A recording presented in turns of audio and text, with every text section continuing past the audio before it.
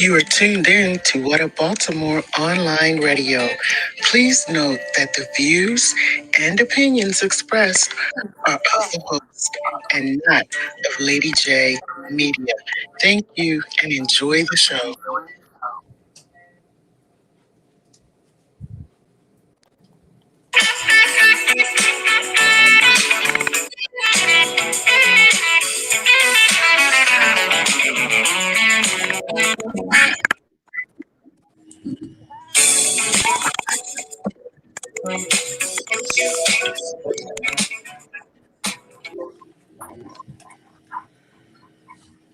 Everybody, welcome to Baltimore. I have to apologize because I am in the woods right now. And for some reason, it got dark and everything started working on this in Virginia, Richmond, Virginia. So I'm in the woods part of it. So it was a little difficult getting started. But thank you so much for coming on. I first want to say thank you to our city councilman, Kristerfer Burnett. Thank you very much for coming on. I appreciate you taking your time out of your schedule to come on with us. I also want to thank Dr. Payne for coming back. On the show, it was a little rough, but thank you for coming back and being with us.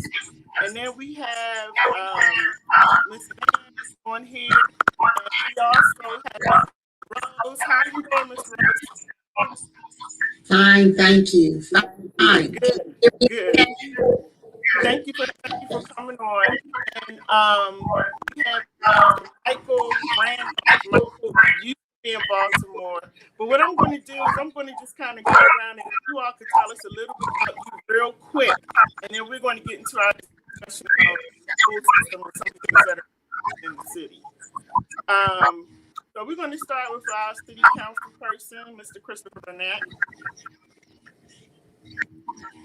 Good evening, everybody. One, thank you for the opportunity to come on. Definitely, I appreciate opportunities to use these platforms, start to activities. So thank you for the invite. Looking forward to it. All right, and tell us your district. So I represent the 8th City Council district, which covers a lot of Southwest, North Baltimore. So I have the Frederick Avenue corridor, so Irvington, Beachfield, Yale Heights, all the way up through Edmondson Village, West Hills, Howard Park. So the outer west side of the city. Okay, it's a pretty rich, big district. And my son was just telling me if you guys are talking, if you could just feedback coming from somewhere, and I'm not really sure where it's coming from. So we're going to go to Dr. Payton. Tell us about you. How you doing? Can everyone hear me? Yes. Okay. Thanks for having me. I was a little nervous last time, but I feel comfortable this time. I can hear me, so thanks for having me. I just came here to represent Baltimore City Public Schools. I don't live in Baltimore anymore, but I always represent Baltimore, and I'm proud to be a product of Baltimore City Public Schools here. And again, I don't know if everybody said, this is awkward with me being out of town doing this show. But about public schools, and he is now a podiatrist. You're in Ohio? Is it Ohio? No, St. Louis, Missouri. Okay. And I definitely wanted to have him on because we hear the negative side about our schools, but here's a gentleman who's a product of the Baltimore Public Schools and a single mom. So we're going to get to that later. But Miss Rose, tell us a little bit about you. Yes. I'm born and raised in Baltimore, graduated from school, graduated from Coppin State University, came up through the ranks in the school system from a teacher to a principal, loved my job, loved my children, and loved my community of Baltimore City. Okay. Miss Rose, do you have any other devices on where you're echoing? I couldn't, you're breaking up on me. Yeah, I was asking if you have any other devices on where you are. No, I will. You have a laptop on. Wait a minute. Let me turn this laptop off. And then we're going to ask Mr. Michael Randolph if he will introduce himself.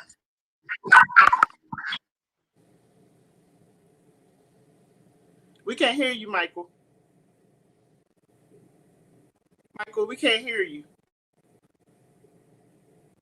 Unmute your mic, Michael. His mic is muted. So we're going to go to Ms. Joyce. Ms. Joyce, Ms. Van, can you tell us about yourself, who you are?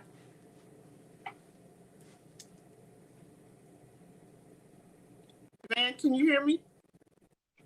Yeah, I can hear you now. Can you hear me? Yes. Okay. So tell us, I know you, but the panel doesn't know you. So tell us about yourself, a little bit about yourself. I am Van Green, and I am part of the PPA that represents many things in the communities, and just kind of fighting for children for their education.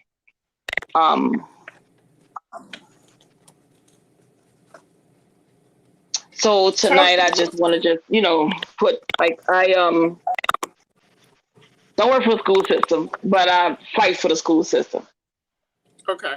And can you tell us about, you said PPA, can you just tell everybody what PPA is? So the PPA is, we out in the public, in the streets. We help people that fight against racism, prison and solidarity. We fight for numerous things. We write letters to like the Congress, the mayor, the councilman. We just hands-on with a lot out in the community. All right. And Miss Rose, she was a principal, was it at Douglas High School, Miss Rose? Unmute your mic, Miss Rose. Unmute your mic. Your mic is muted. Oh.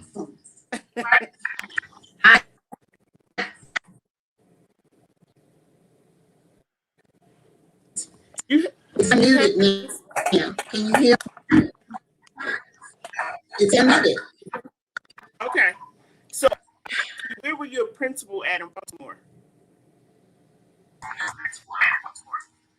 Yes, I was a principal at Frederick Douglass High School from 1995 to 2000. And then I left, I had to retire, and I came back in to start up a new school at Walbrook Senior High School. And I stayed there 2 years to get that going. But I came up through the ranks from elementary school straight up. Dr. Pepper, do you know how? And I do volunteer. That's all. No, but I'm honored to meet her. Just Douglas High. I think it's like the second oldest black high school in the whole country, and just I grew up around Douglas, and just honored. I'm honored. Thank you. I'm honored to meet you because you're a product of the school system. Right. All right. Now, Eric, if you hear me, Miss Joyce is backstage. She's waiting to come on. So I want to get the discussion started, everybody, because right now we all know that there's a crisis with our Baltimore City school system. Can everybody hear me okay? Am I echoing? Can you all hear me okay? Mine is breaking. Bit of an echo. I have a bit of an echo. Mine is breaking up. All right.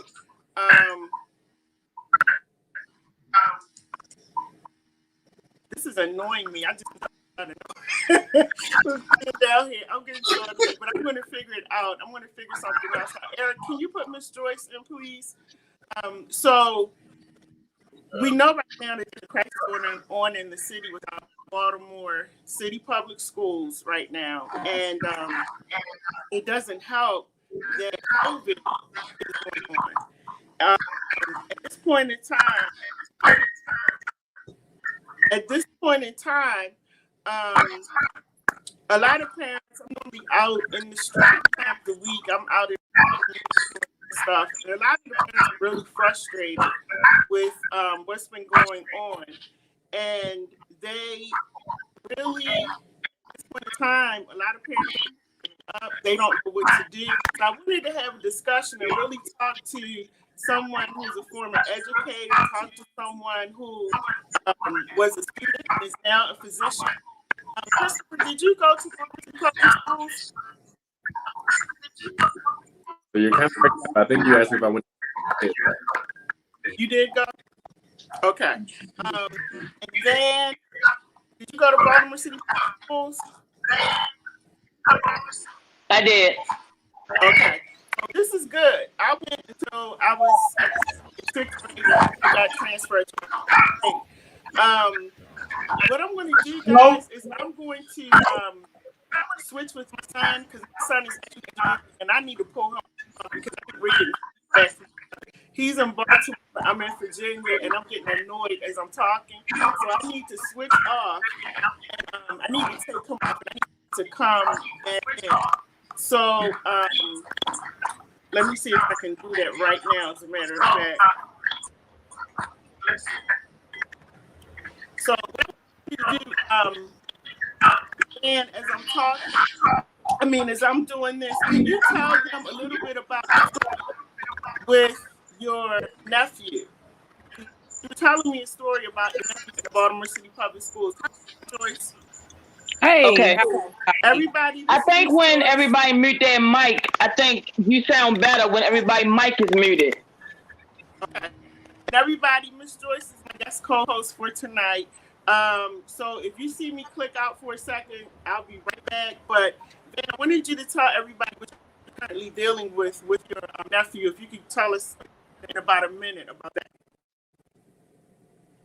Okay. So my nephew, I took over because of the death of my sister. So I took over when he was 8 years old. He's now 14.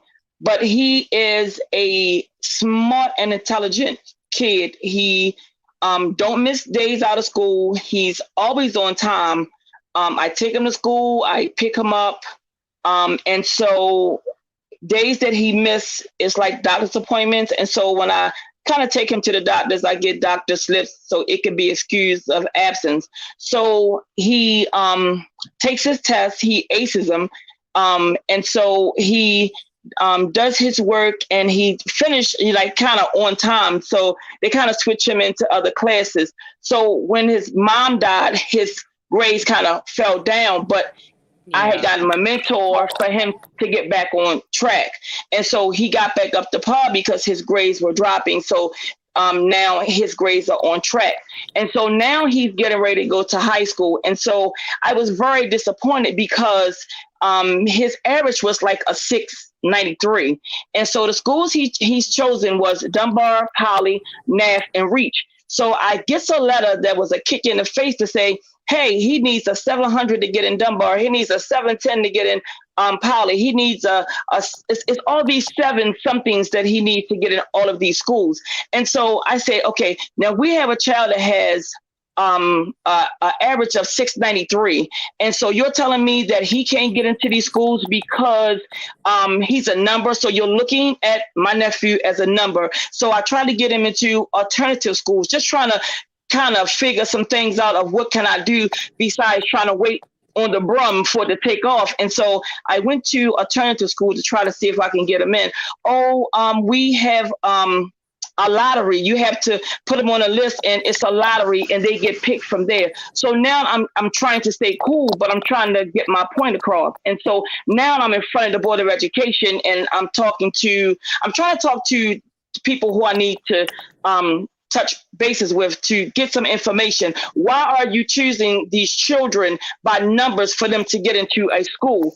And then so the school he goes to is called Fort Worthington Middle Elementary School. And so they told me to come back up to the school to refill the application back out again. The school they want to put him in is a school that's low class. And when I say low class, it's children that has low averages than him. So the averages that they are averaging at is like 3, maybe 4, maybe lower than that. So I have a problem with the school system putting these children with children that are less learning, that have a problem with disorder learning and move a little slower than the average kid his age, that he is a smart, intelligent kid and can ace his math, science, ELA, all of them things that he can do, and he does it well. And so when you mix these children together and they wonder why the bullying sets in, that's why. And so I get a letter again from a school says that, well, we will accept him. I said, where's the school at? The school they wanted to send him at was all the way over West Baltimore. Carver, Douglas, it was 3 other schools. But we live by East Baltimore. We by the police station. So we're over on East Baltimore. So again, I get back on my journey. I go to Dunbar High School and talk to the principal. When she's seen his records, when she's seen his grades, when she met him, she instantly said, I'm going to have a meeting and I'm going to pull this kid into my school system. Why did I have to go through so much to get him to fight arm, leg, and some more stuff to get him into a school? But you got children that have never been to school and you graduated them with a high school diploma. I'm confused. I have a comment. I do have a comment. Okay. Yeah, you're the co-host. Go ahead. Okay. I am a product of Baltimore City Public Schools, and I know that you mentioned Carver High School. I graduated from Carver High School, and that's a good school. It is a trade school, though. So I took business at Carver High School, and then I went on to Strayer University, and in September, I'll graduate with my next. So you're saying 693 is like that's the cumulative score. Is that correct? Yeah. That's the cumulative. Yeah. So it's not the issue of the school that has the. I want him to, and he wants to go to a school where he's comfortable. Sending him from East Baltimore to all the way to West Baltimore, it's not an option. Right. He's not the kid to catch the bus by himself. I wouldn't trust him there, and I'm not driving him all the way to West Baltimore just to get an education. Put him where he needs to be and in his zone where he should be, and not by a number is to put him into a school. That's not fair. Right. So okay. his score was. Sorry. Go ahead, lady. Okay, so I was going to say, I meant to make an announcement as well that we have Councilman Kristerfer Burnett here. And I want to make it clear to everybody that's listening or watching that he's a city council person. He's not on the school board. So everything that we're talking about tonight is basically us coming together, trying to talk and to try to find ways to help the parents to really deal with the situation with the school system. And maybe come up with some kind of solution. Also, how we can help parents who don't have access to the internet, or they don't have a computer. So that's the purpose of this conversation. Sometimes it's really left. And before we do that, I want to make sure that everybody understands that he is not on the school board, but he was kind enough to come on the city council to really help us to discuss this issue about the school system. So, and Van, I do understand what you're saying, and that is actually a complaint that a lot of parents have. The children are not placed in the schools that they need to go to. So, Councilman, when you hear things like this, what is your response to it? It's one of those. It's a challenge. I mean, because we want to move. The school system has been trying to move away from zones, so sort of forcing young people to go to the nearest school because it's the nearest school. It's sort of a model that my understanding the school system is trying to move away from, and it's always going to be some benefits and challenges to that decision. Because what we saw is that if people don't like the zone school, then they just leave the neighborhood, and so. The idea is that you give school choice for some people who do. I mean, I had an hour-long bus ride every day in high school, so I had a long trip across town to get to and from school. But I felt it was worth it. But I mean, I think you're right. The core, the key piece of it is that the sort of whole ecosystem of education in Baltimore is challenged because we have a lot of other outside issues, right? So we have we do not have a good public transit system, and so a lot of families don't feel comfortable letting their young people ride the bus. We've had a lot of fights with the MTA over the years. Even in my role on the council, we don't do any of the school side things. I mean, we fund the budget to the amount of what we call the maintenance of effort, but we have gotten involved in big issues. And so, for example, a few years back, there was cuts to the S-Pass program, which was basically a bus pass for kids who are in after-school programs, whether that's band or science clubs. And basically, they were scaling that back, and it created a lot of challenges for out of school time. Which for me, it was just absurd because at the exact same time that decision was made by the state to cut that program, they also gave Joe Flacco, who was the quarterback of the Ravens, an endorsement deal for about the same amount of money that it would have cost to keep the kids on that bus system. And so when we talk about transportation in Baltimore, obviously whether it's the Red Line or how we just underfund our public transit system, I think if we had a more robust way to move around the city, people would feel more comfortable going all across Baltimore. And so my response would be, I think that this just sort of shows the complexity of it all. If we don't have a way for kids to get to school on time, and let me step back. Another thing that we discovered through our investigations was that there's literally, if every young person that was eligible to get to the bus stop got there on time, there are literally not enough buses allocated to Baltimore so that every student will be able to get to school on time, which is a tragedy. So there are systemic issues when people refer to systemic racism and systemic challenges in how our state operates. That right there was mind blowing to me, that literally if every young person got to the bus stop on time, they would still be late because there's just not enough buses. So those are the kind of things that when we talk about getting involved with government, whether that's the council or our state officials, this is why our voices really matter, and serving as advocates like you have been for your nephew are important, because if we don't speak up about these kind of things, and this isn't something that's reported on, right? Often the focus is on school budgets or school spending, or there's a lot of news stations that just really want to trash the system. And not that they don't have areas of improvement, they clearly do. But there are larger issues at play when we talk about systemic underfunding. I mean, by the state's own analysis, which was done 2 or 3 years ago now, the state is underfunding Baltimore City schools by over $250 million a year.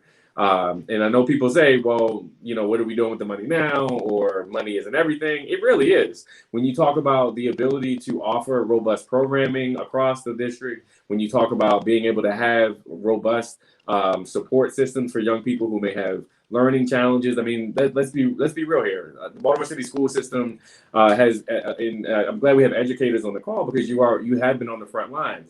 Across the state, nobody has more young people who have learning disabilities, transportation challenges, trauma, maybe living in, very difficult home situations, which translate to how they interact in the building itself. And so our ability to fund schools, to fund robust programs so that you don't have to go across town to feel like your child is going to get a good education, I think is why that piece really matters to our young people, and why we can to fight, even though, like I said, the council doesn't have a lot of control over the operations. We can serve as use our bully pulpit to advocate for these kind of things, because these are the real systemic challenges. Because she's right. Like, you shouldn't have to go all the way across town to find a good school. All of the schools should have trade programs. All of the schools should have support systems and strong teachers and robust after school programs, but they don't. And so now you're in a challenge where you either leave the city, which a lot of people do, and go elsewhere. Or they have to fight like you're describing, to make sure that their young people have everything they need, and it's unfortunate. But see, this is the problem again. If we don't fight, if we don't come together, I hear you. We should have had to move out, go somewhere else to give our children a better What is a better education? I don't get between the difference in a better education versus giving these children what they need. I don't get it. What is a better education? What is a better neighborhood? Make me understand the two. The question is, Baltimore City schools are not trained to deal with children that have a disorder. They're not trained for that. Baltimore City schools are not trained to deal with children that has a disorder, ADHD, behavior problems, and I can go on and on. They're not trained for that. So you want me to put a child on a bus stop to go to north to west to Pippi just to get an education? That's not fair. That's not fair to the child. It's not. If you could just mute, if you're not talking, make sure you mute your mic because there's a lot of feedback. So if you're not talking, for me, please.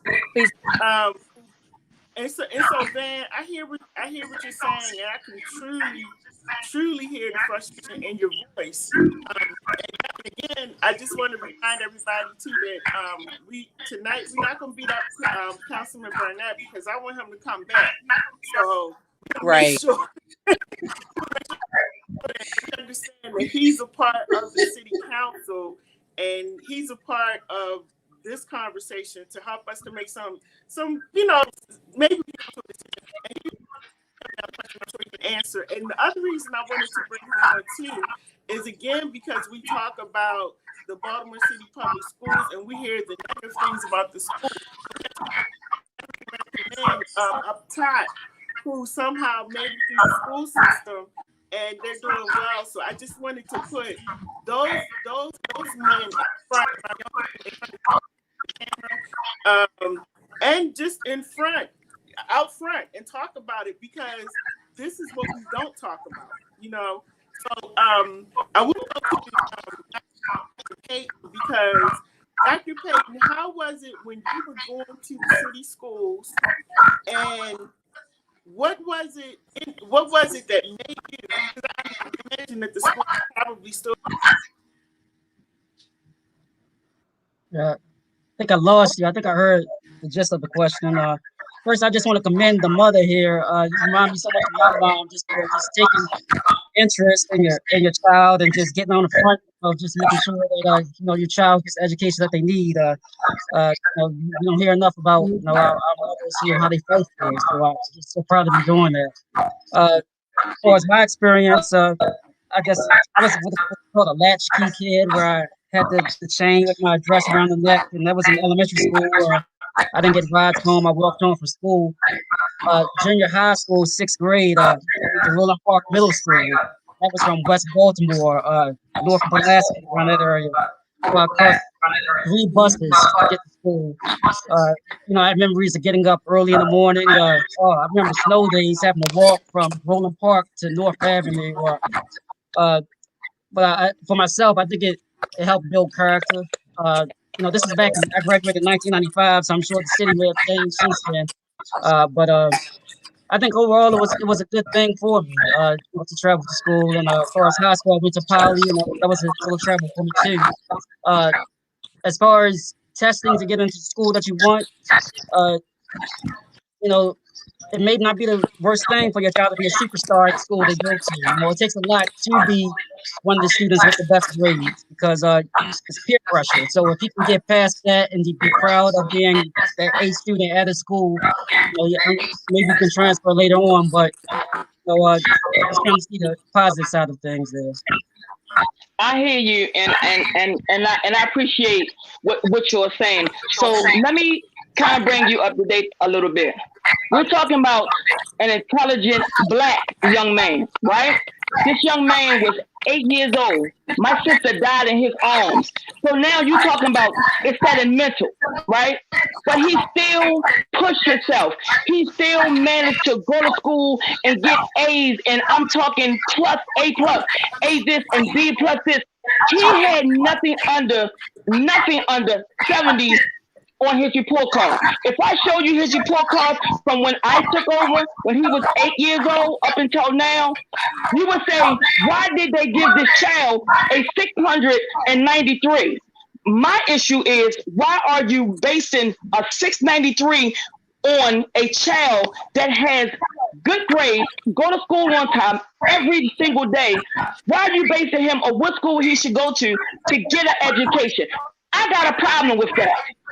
I got a problem with that. I want to get Principal Rose in here because I feel like she can give us a lot of insight. And everybody else, mute your mics, please. Yes. Everybody else, mute your mics, please. I want to make sure that I understand. You said that after meeting with the principal at Dunbar, that principal said, I'm going to give him a chance here at the school. Is that correct? Yes, so ma'am. We had a meeting. She's willing to take him. Okay, let me say this. If that's correct, then you did it the right way. It was your responsibility to find that location, to find that principal that would accept him.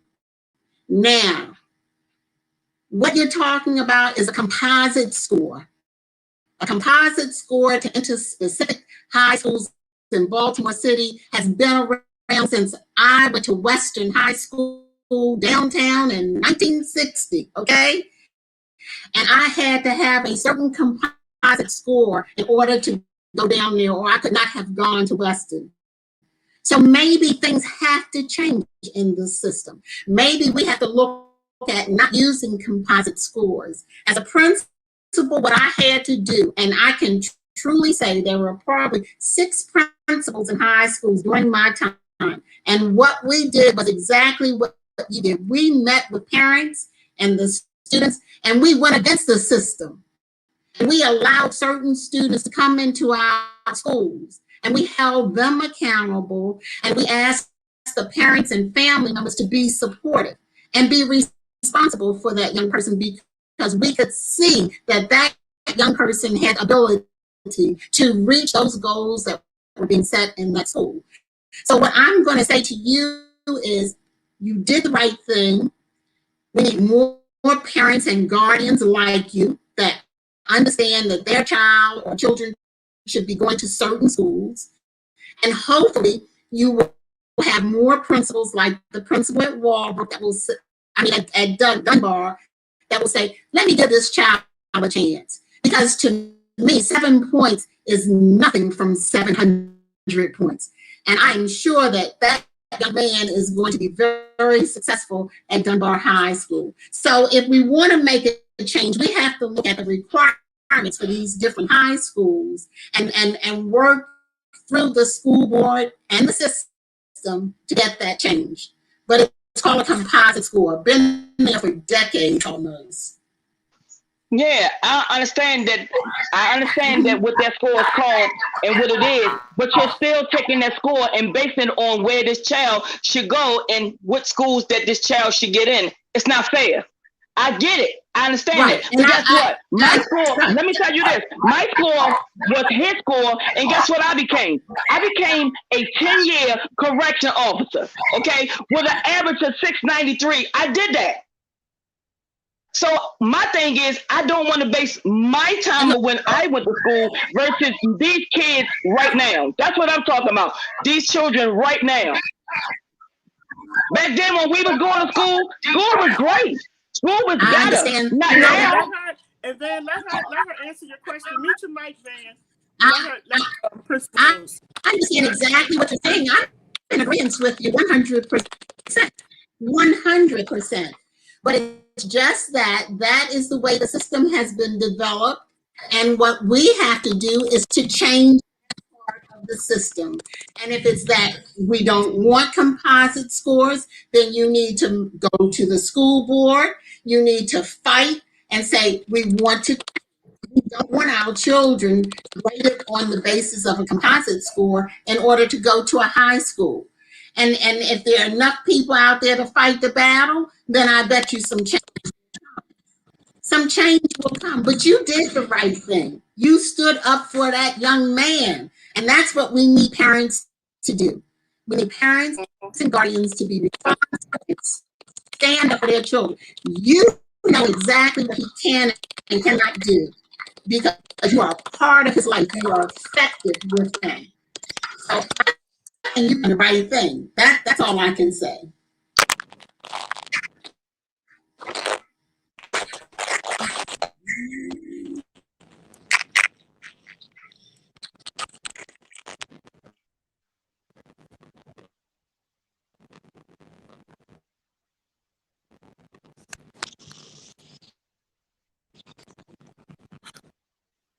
We are having some difficulties. I think Lady J is trying to get back on.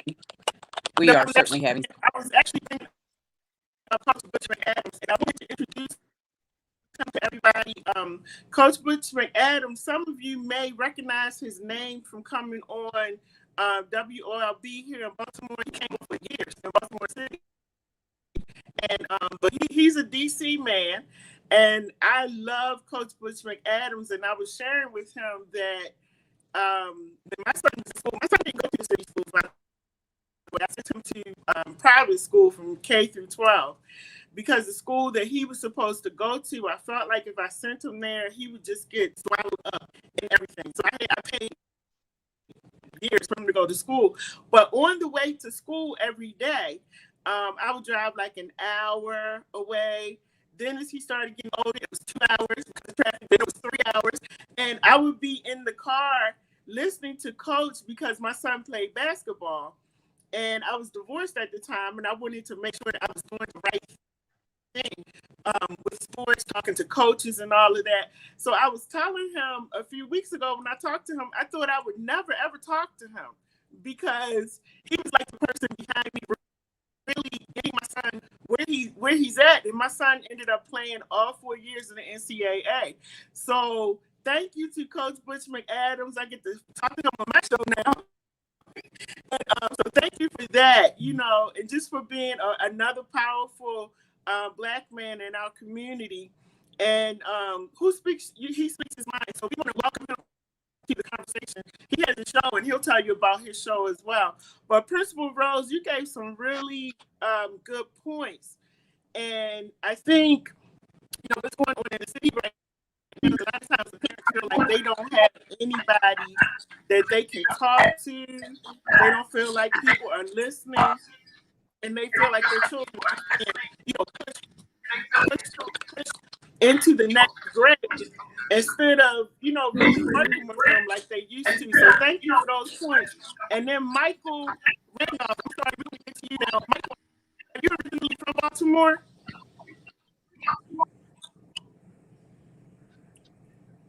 Can you hear me, Michael? Your mic is off. We're going to come back to him. But Coach, how are you doing? Can you hear me, Coach? Coach, how you doing?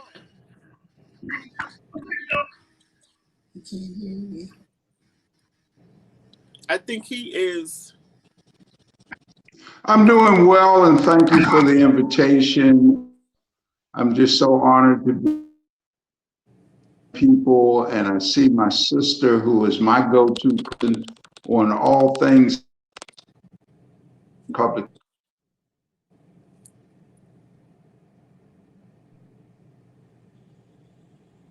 Yeah, he's freezing up. But we're going to keep going. Dr. Payton, I wanted to talk to you when you were, because you're still Hello. But going through the system, when how did you feel like going through the school system, especially during your high school years? Like, were there things going on when you felt like students were being passed or moved along when they shouldn't have been? Did you feel like the communication was there? Were you even aware of any of that? I guess I was just really fortunate with my experience in Baltimore City Public Schools, and a lot of that I just owe to my mother for, looking out for the best school for me, getting me into Roland Park College. but I never had the experience where I felt like we were just getting passed through at any schools I went to. No,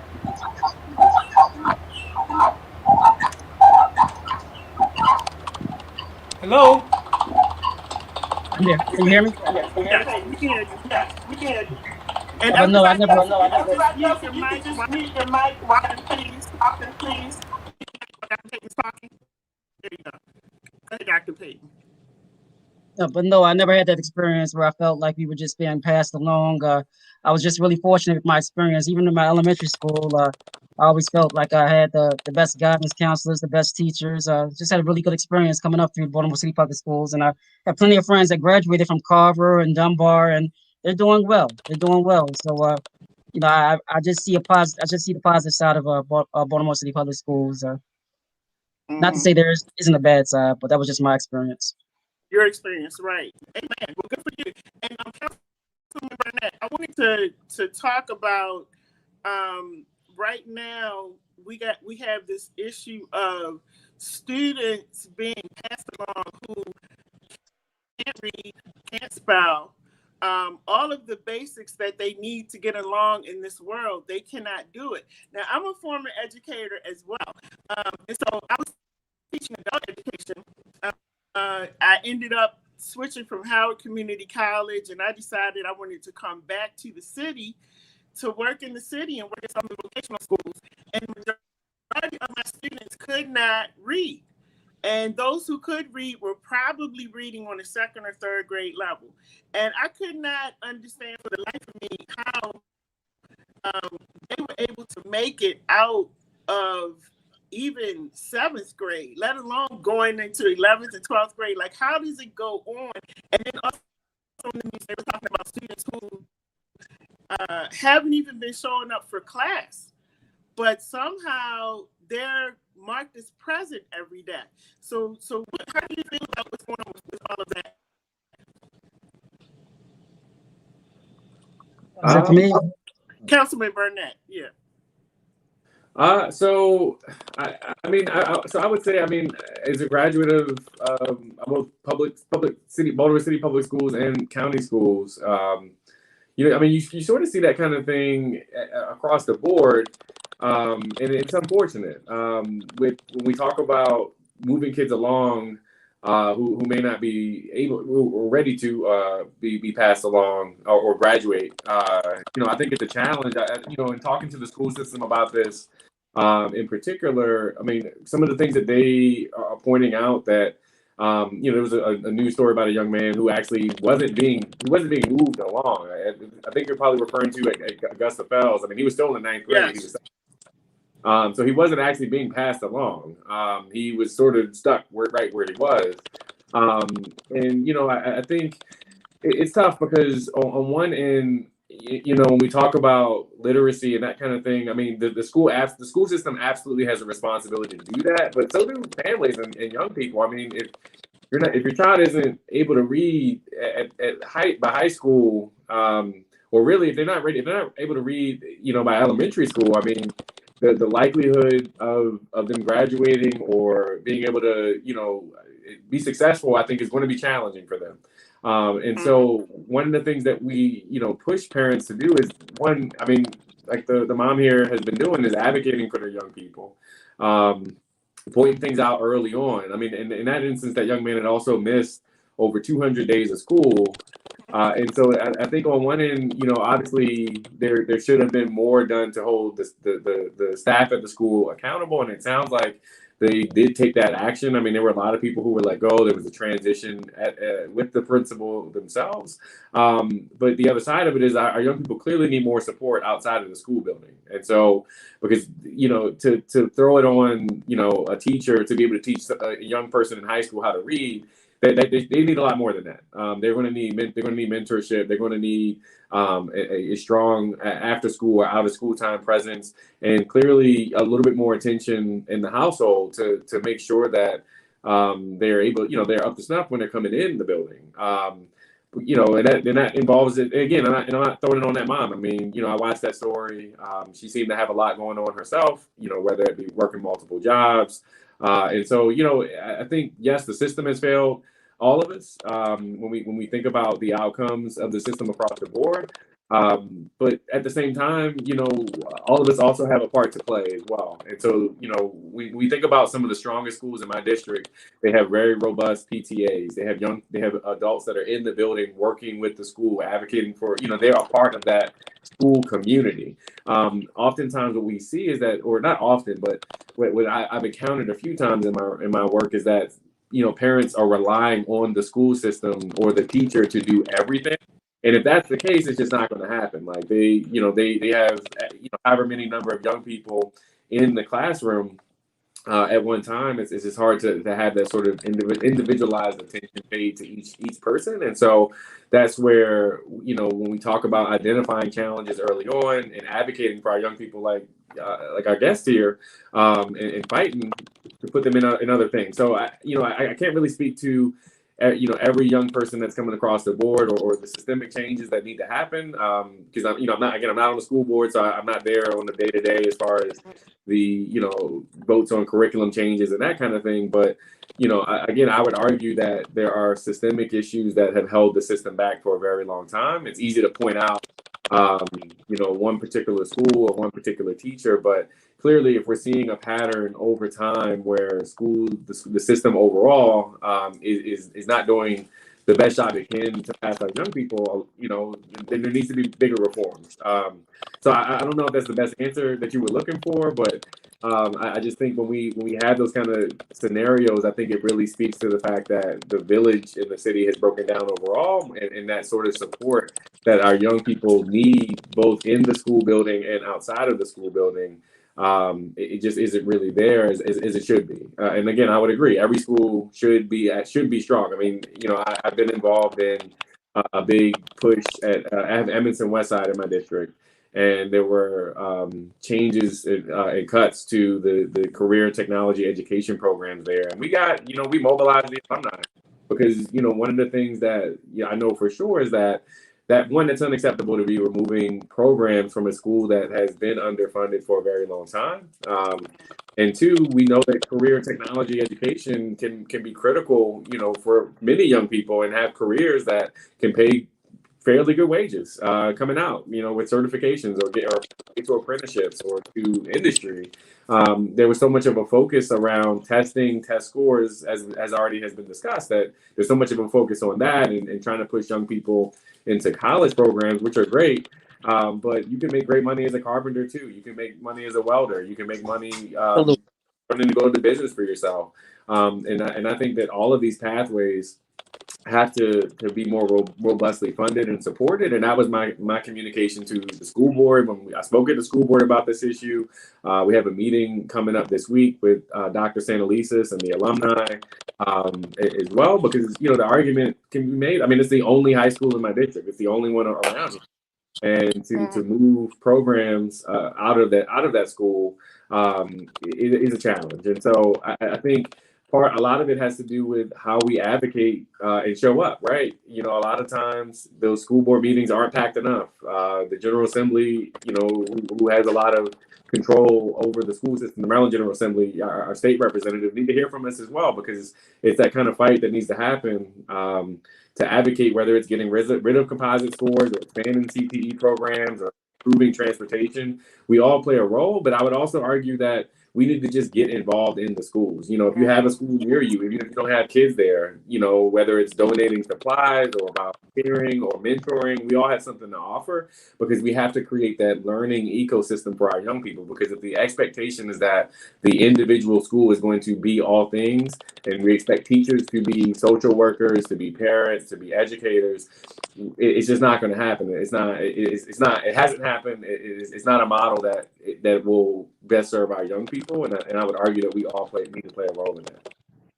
Right. So let me ask you this: the IEP thing. Hold on 1 second, Van. Hold on 1 second, because I got to get Michael in and also get Principal Rose. This is what I want to say as a parent.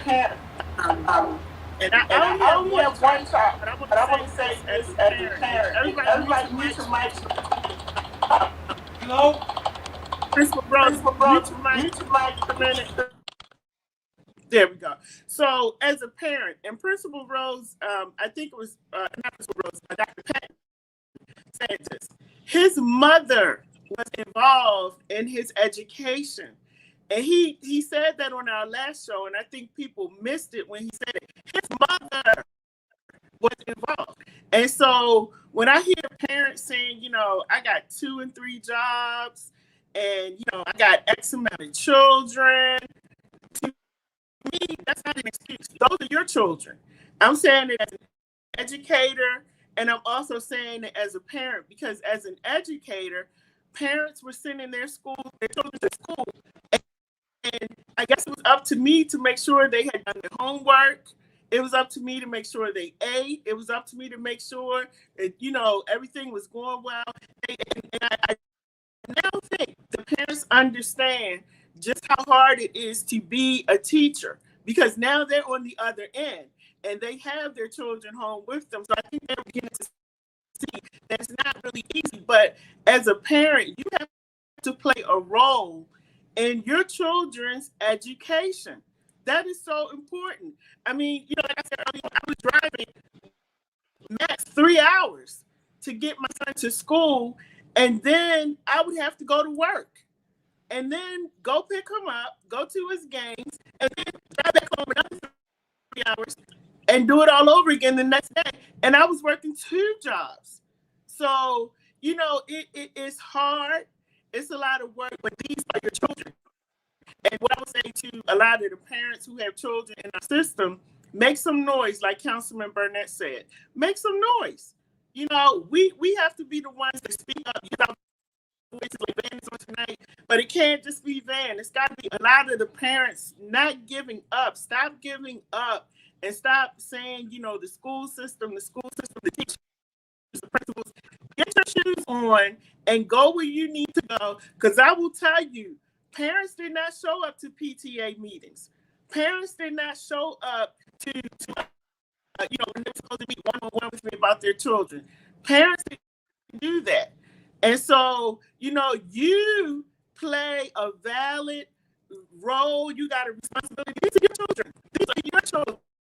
And so I love it every time Dr. Payton comes on and he says, my mom, you know, my mother.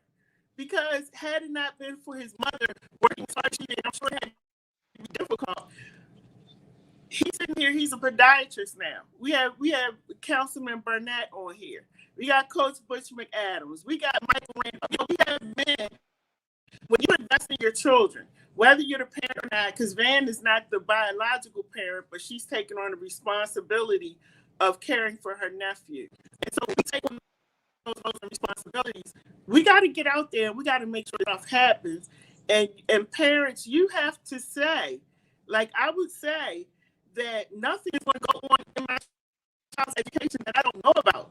How can my child go to school for 3 or 4 years of their high school years and I don't know that they can't read?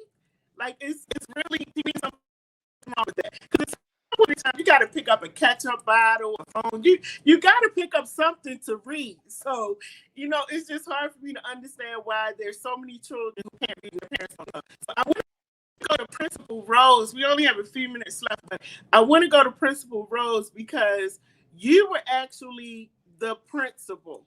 So you got to see and hear everything. And what advice would you give to the parents? Like we have a parent like Van. What advice would you give to them to help with their children during COVID and also to prepare them to come back to school?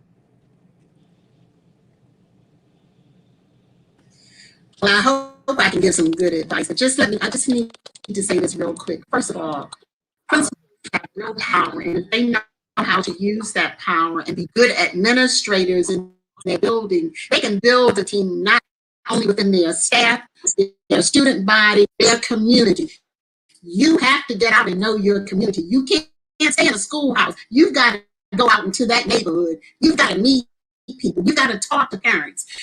And you've got to also look at the fact that all parents cannot come to a meeting at 5 o'clock in the afternoon. Sometimes you have to change it to Saturday or Sunday. You have to change it to a different location. You have to find out what will involve those parents to come that are not parents that automatically were like my parents or the doctor's parents. So you have to do things differently in the schoolhouse to get folk to come in and be supportive. And you have to be supportive of them. It's not a one-way street for everyone. Now, as far as COVID is concerned, I wish that you all could go into the schools and see exactly what principals are up against in reference to COVID, in reference to the paperwork, in reference to the documentation, that if a child comes in and has been involved with someone at home with COVID, but the whole paperwork process is like, it's unreal, it's unheard of what these schools are having to go through, and the information that we may not receive because they don't want us to know that certain things have occurred. What I would say to parents is, first of all, make sure you understand the process for COVID-related situations in your child's school. When you have the chance, if you can go to the school, see what it's like to have to sit 6 feet apart in a squared out area, and especially on the elementary school level, that's where children are very fidgety. You know, they don't want to keep the mask on. They're doing different things. How is it that a teacher can not be next to a child and teach them? We're looking at times where people have not been trained for the hybrid method. So it's kind of hard to really get that instruction piece over the way that they want to. I'm not saying that this is in all schools, but it's in the majority of schools. And I just have to touch on something else, please. Readability level, math levels are established by the 3rd grade. And if our children don't have those core skills by then they're going to be lost in the sauce until they become a part of a group within a school of teachers, of educators that are really going to work with these children. There's no reason that a parent should not be responsible enough, as well as the school, to know that a child cannot read and is in the 9th grade. So I put that back on the entire group, not just the school, but I put that on the family members also. You cannot tell me you did not know that your child could not read. I have a problem with that. I really, really do. A school can be almost all things to a community. It's all in how the money is used within that school. No, we've never had enough money to run a school the way we would love to, like in Utopia. But with the right type of financial management, you can garner some activities and projects that can encompass all the needs of your student body and even the family members of those children. But it goes back to the leadership in that school. A principal has all the power in the world. All you got to do is get the job done and deal with the people that's in that school and know your community and know your curriculum. Do not water down your curriculum. Do not offer what you know your children need. Wait, I know I'm going on because I could go on for days. I remember when I first went to Douglas, they were not teaching grammar.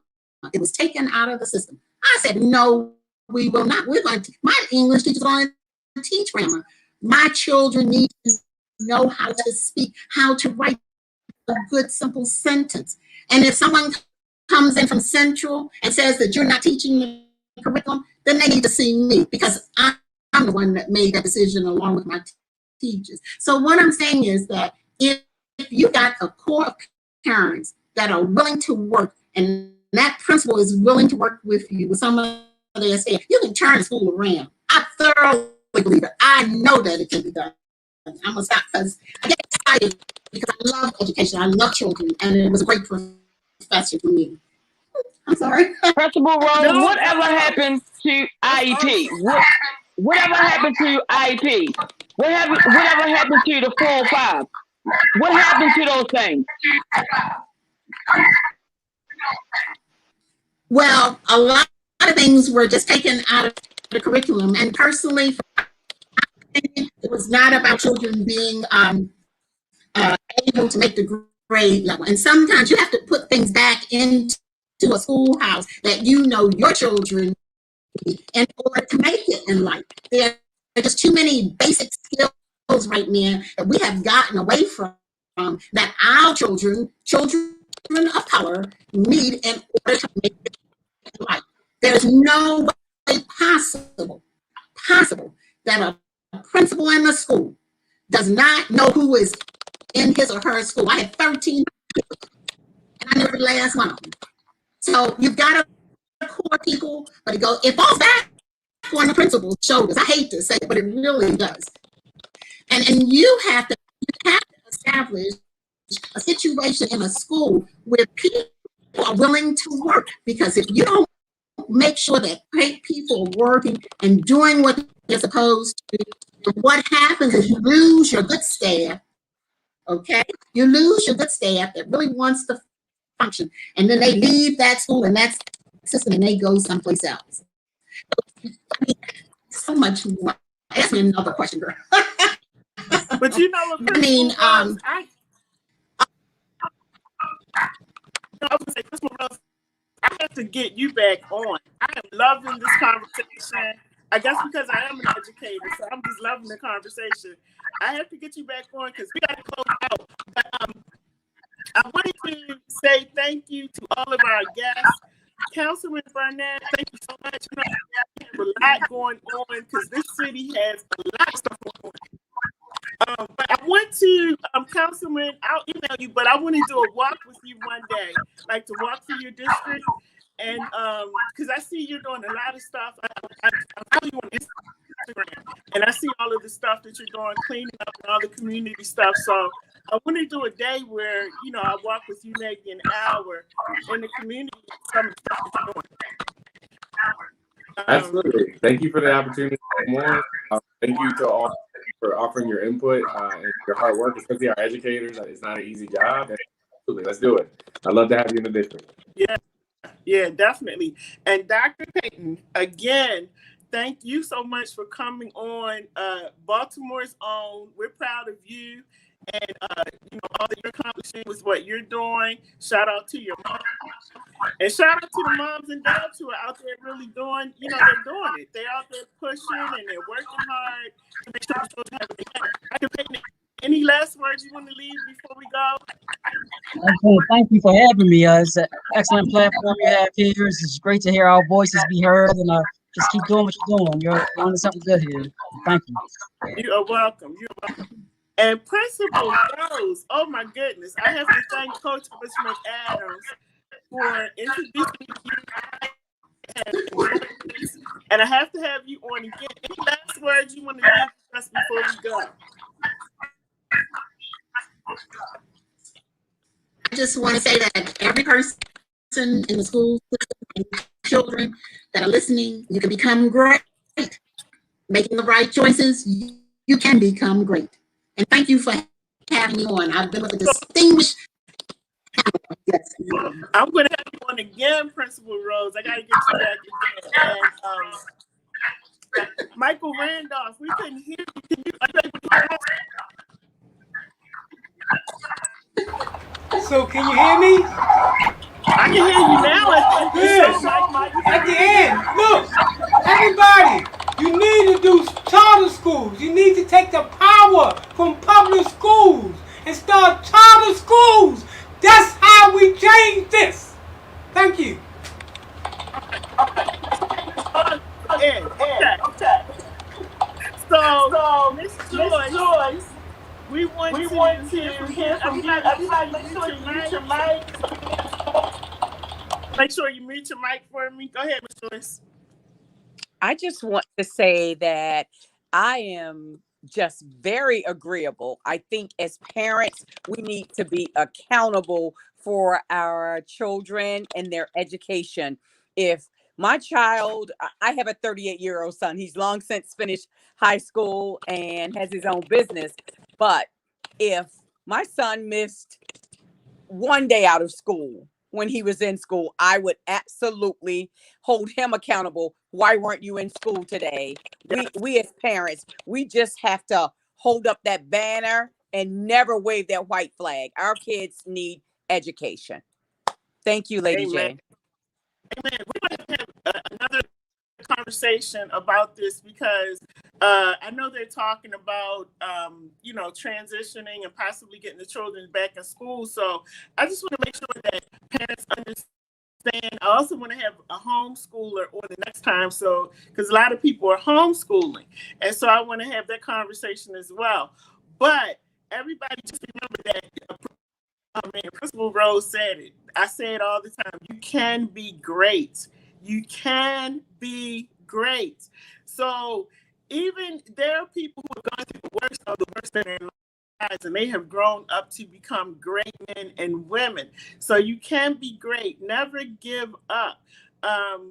Parents, don't give up. Hang in there.